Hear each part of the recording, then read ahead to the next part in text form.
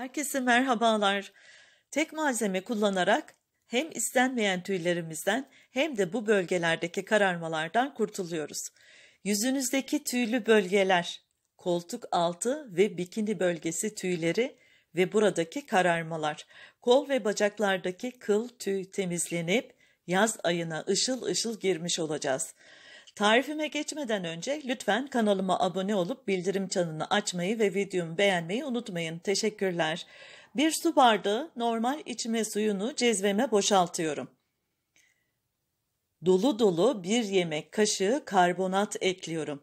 Azeri ve Türkmen arkadaşlarım karbonata soda diyorlar. Buradan kendilerine ve tüm takipçilerime selam olsun. Karbonat ekledikten sonra ocağıma alıp karıştıra karıştıra kaynatıyorum. Bu işlem yaklaşık 3 dakika kadar sürüyor.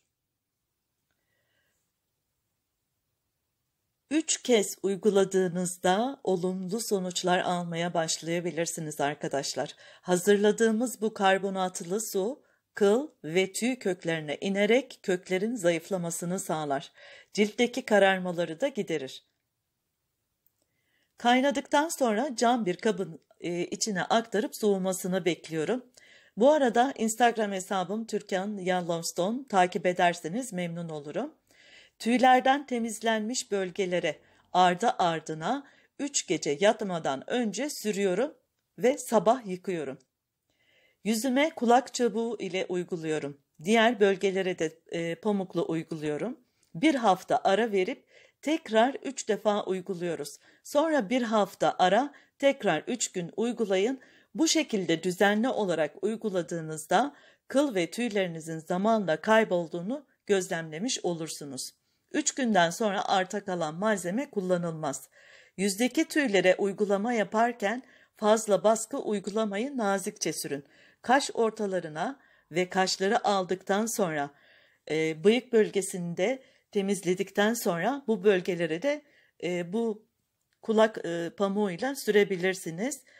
Uygulama tüyler alındıktan bir gün sonra yapılıyor. Tüylerinizi aldığınız gibi uygulamayın, cildiniz tahriş olabilir.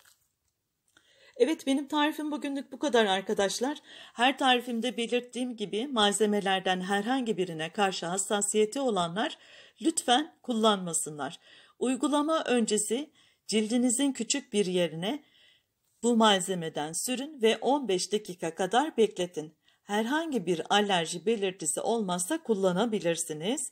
Hepinizi çok ama çok seviyorum. Kendinize iyi bakın. Kanalıma hala abone değilseniz abone olmayı lütfen unutmayınız. Türkan Yellowstone'dan saygılar. Hoşça kalın.